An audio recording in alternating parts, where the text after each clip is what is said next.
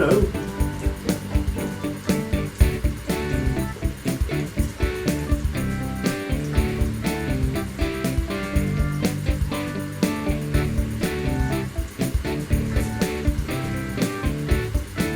My name is Dave. Welcome to my microgreens farm.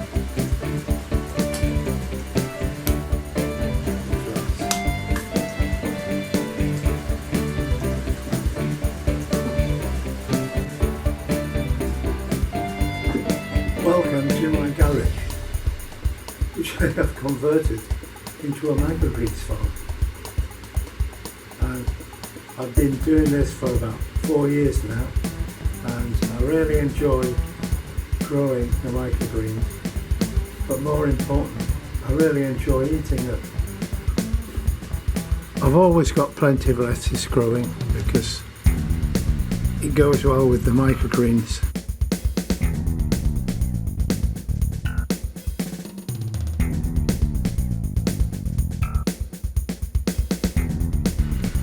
Down the bottom here we've got some more lettuce and some fennel, and then over here we've got more lettuce and some radish and more radish. It's not ready yet.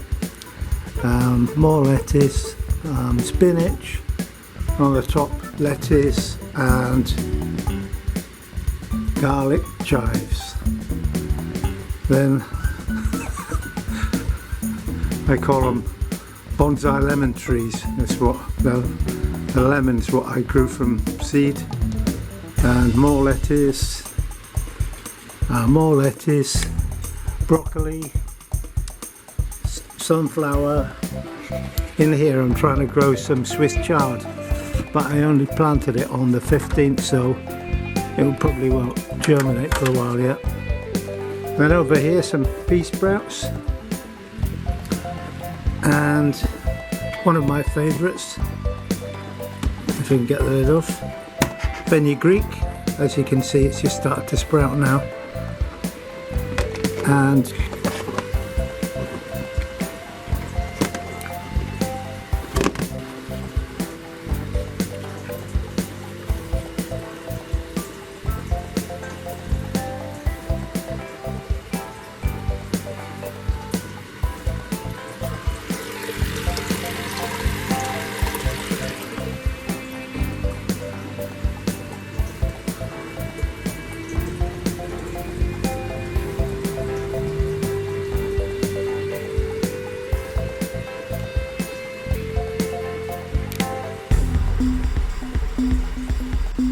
okay then, to grow microgreens you need some basic equipment. Obviously you need some kind of seed or whatever you're going to grow. I grow, well, what's on here? I grow mung beans, garlic chives, broccoli, sunflower, beetroot, red cabbage, leek, rocket, fennel, peas, fenugreek and radish. Some flats, like this one. It's got to be sturdy because when you lift them up, some of the ones what I used to use before, when you had like soil in them, you pick them up and they'd just crack. And then if you're going to grow under lighting like me, you'll probably need a drip tray because obviously you don't want the water dripping down onto your lighting.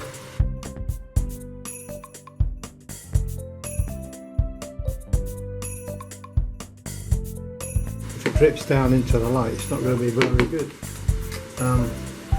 It just so happens that you can get 15 3-inch pots in the drip trays that I use, which is very handy.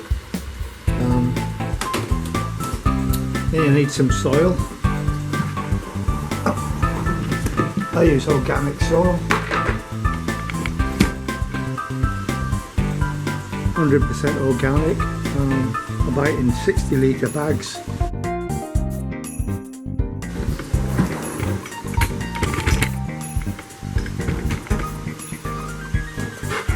and right, I made this one, and then I found I already had this one. I think it's a plasterers thing. You'll see later on what that's for when I start planting.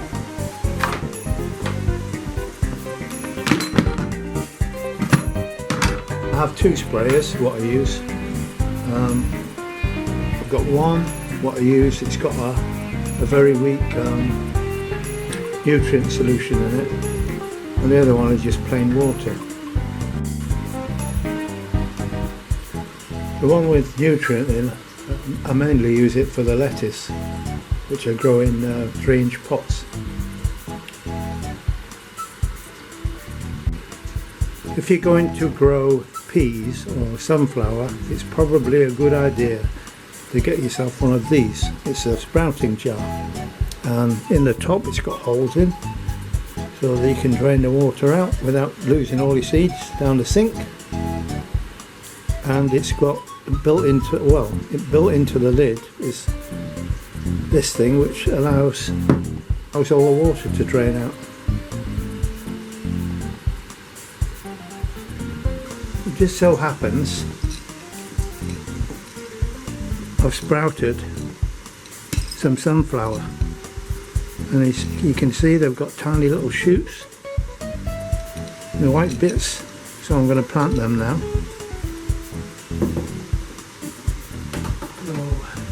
One of these.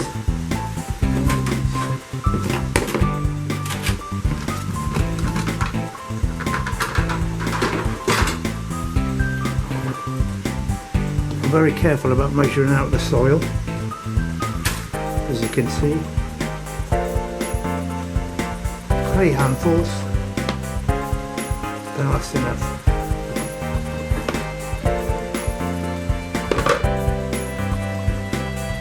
And then what I just shake it about a bit till it flattens up, and that's when you need this.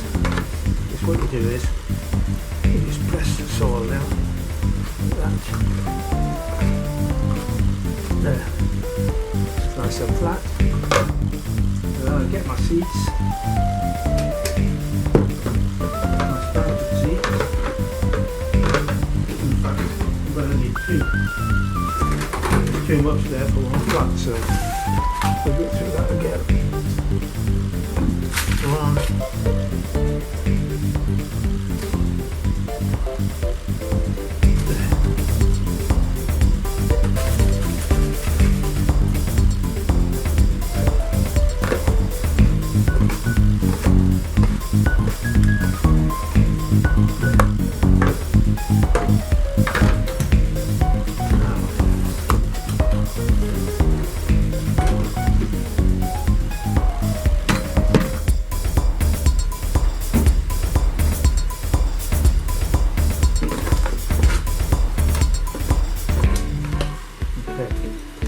Now, it's just a matter of getting these sprouted seeds evenly distributed as we can onto the soil.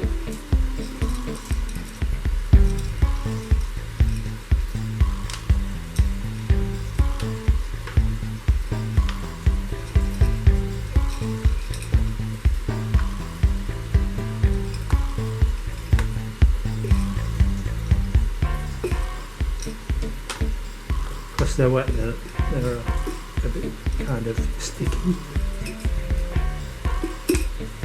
Don't worry if you don't get it right first time, because you can just spread them around with your hands.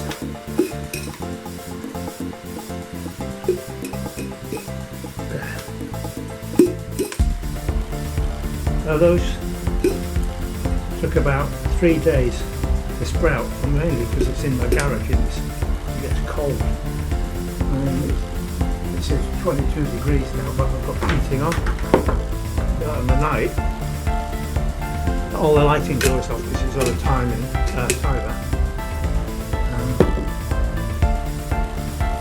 it all goes off, so it gets cold, and that's why it takes so long. If I'd have done them in the kitchen, they would have probably overnight, 2 days, they would have started to sprout.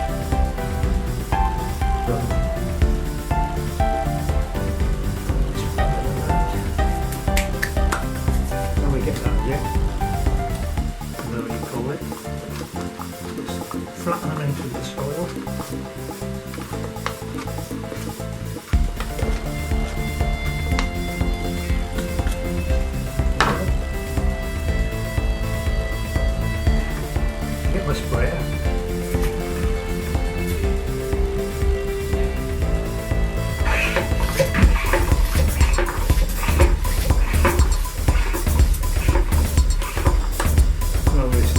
not going to water it.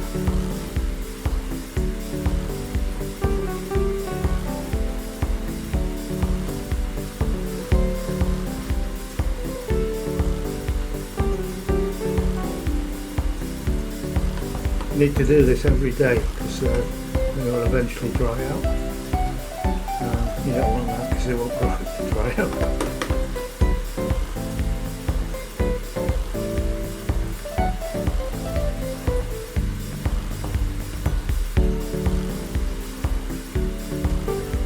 There's lots of videos on YouTube how to do all this, and that's, to be honest with you, that's where I learned. So I just follow what they've been doing, and have been quite successful.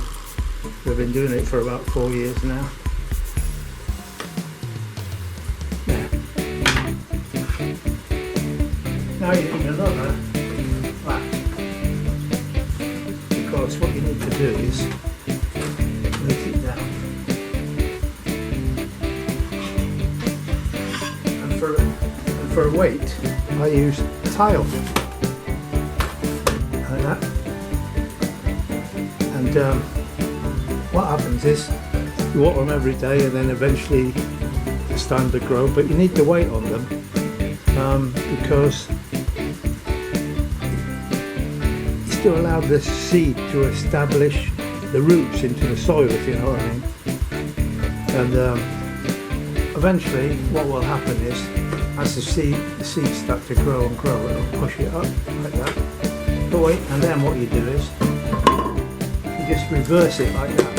It allows them to grow, but you still need them to be in the dark because you want them to go leggy and stringy, and then when they've grown probably about 2 or 3 inches, then you can put them in the light to green up. You don't need a garage to do all this. You can do it in your kitchen if you know your wife will let you. But yeah,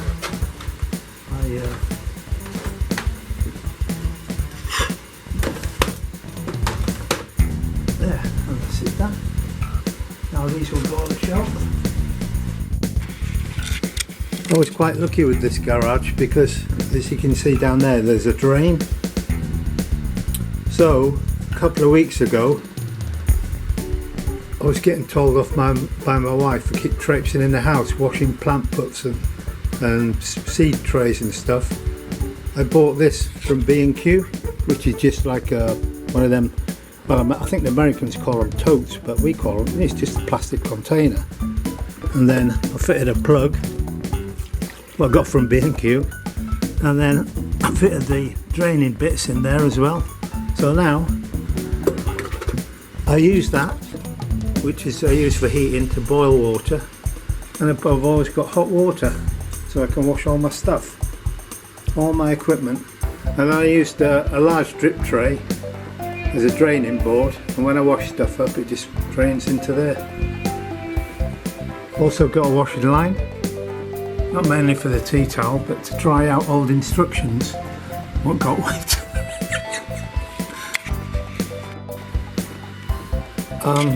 I don't actually grow everything in soil. Some of the stuff I can grow aquaponically or hydroponically, and I use these trays. And they've got on like a, what we call it, a colander. And they come like that, and they're about £5 each off Amazon. Obviously they come from China, and they say they'll deliver you in a week, but they never come in a week. It's normally about 3. But these are really useful when you want to grow stuff in water. Now what I find is that with fenugreek the seeds are very small, and what they do is when you start off you don't want to put them in the top because they just got washed down into the sump underneath. So what I do is I start them off by putting all the seeds in there, and then when they've swollen up and they've started to sprout like these, then that's where I transfer them to the top into the colander. And as you can see, only one has fallen through, and these are very handy because when you come to wash them, I've got a couple of handy dandy pieces of wood here, you just like put them on there, get my hose pipe, give them a good drenching,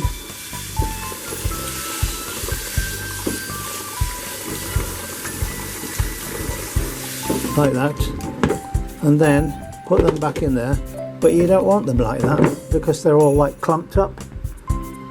So what you need to do is you need to put them in there, fill up the sump. I'll probably have to film this again because I don't think we've got it all. Like that, and see how they're all like clumped up? Well, what you do is you just like do that, pat down the water until they spread out, like that. And when they spread out, lift them out of the water, get rid of the water, and then put them back in the container. And then you do that once or twice a day until they start growing big. To me they look like a very small bean sprout, but they've got a real nice nutty flavour, and they'll end up, and they actually grow into, because they're all in there and they're growing all over the place, they knit themselves together and make like a bird nest, where you can just pull them apart and put them on your salad.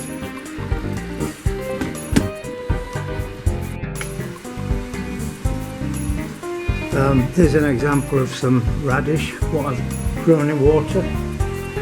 These are nearly ready now, as you can see. Nice healthy roots. I'm going to change the water now.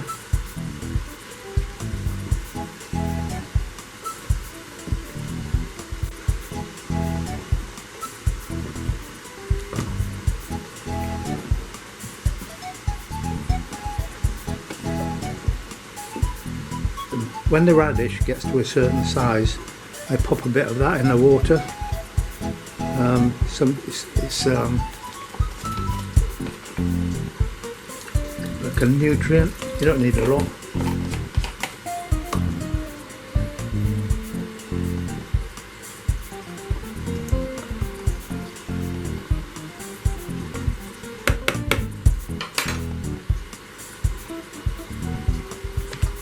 I reckon those will be ready tomorrow or the day after.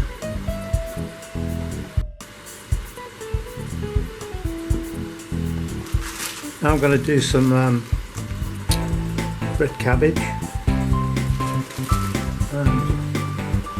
you don't need to sprout off the red cabbage, but it's good if you have a cup. You spread the seeds out. If you go like that, you could do it. I prefer to use the cup.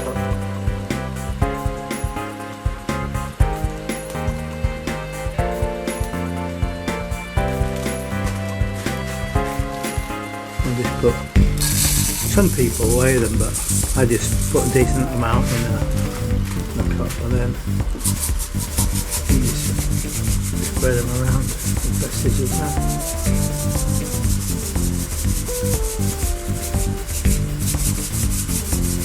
You don't want them too thick, and you don't want them clumped up either. Well, as best as you can.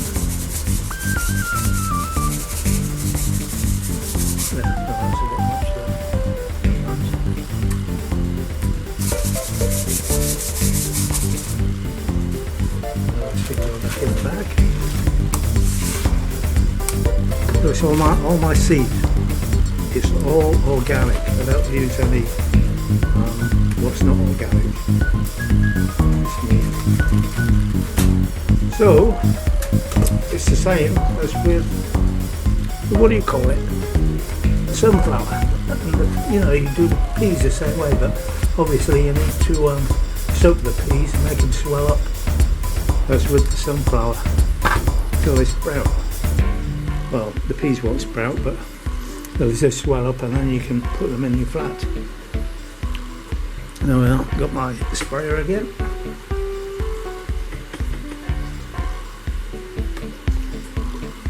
You see after probably about 2 or 3 days that these will have sprouted, and then just keep the weight on them for a while, and then turn the flat over so give them space to grow.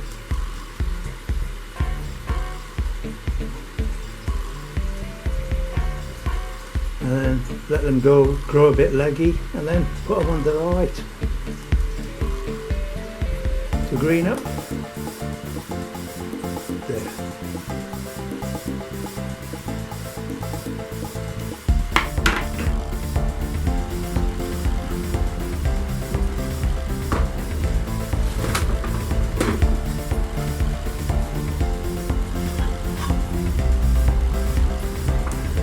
Again, I use the weights.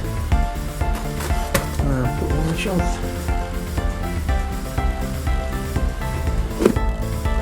Some of the seeds what I grow, the microgreens, what I grow, I actually grow them in water.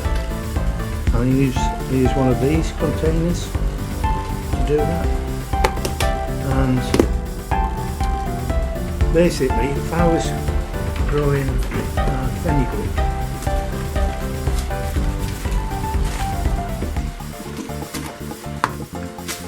you think this is rather strange, but it's practical.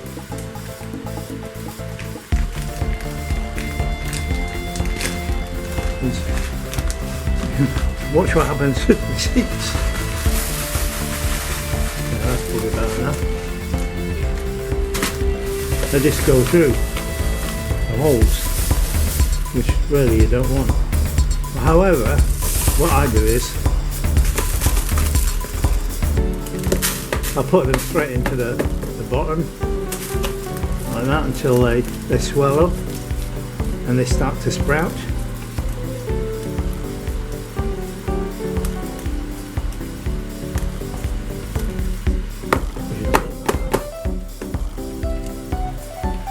Start to sprout, and then all you do is put the water in.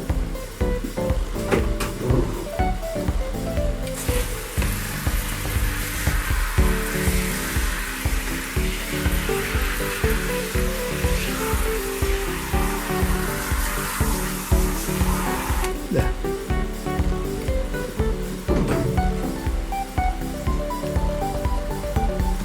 And then put the lid on, and then in probably 2 days time,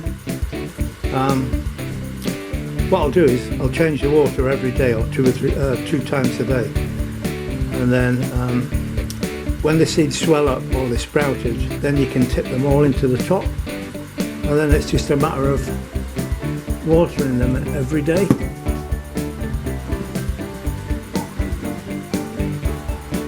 I love fenugreek. This is somewhat coming on now. Look.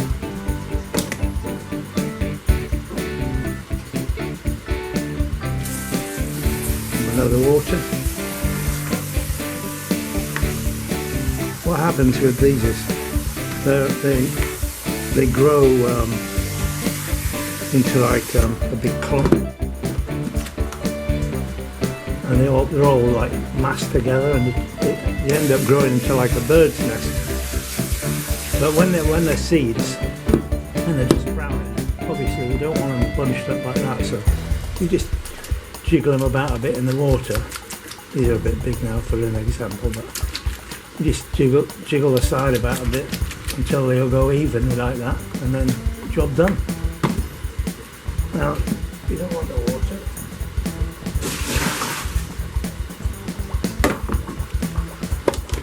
There.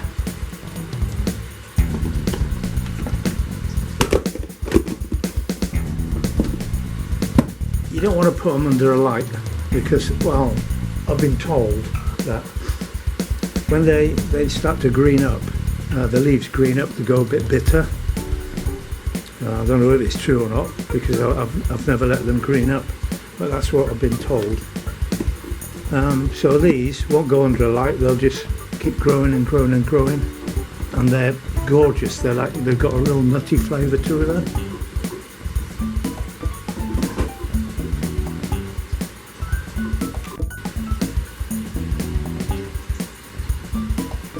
Another thing you might find handy is a pump up hand spray like this, and I've got neem oil in there and some dish soap, and the rest is water. And what I use that for is them. I don't know if you can see them. I use fly paper. Well, it's just sticky paper, that's all. I use them because in my garage,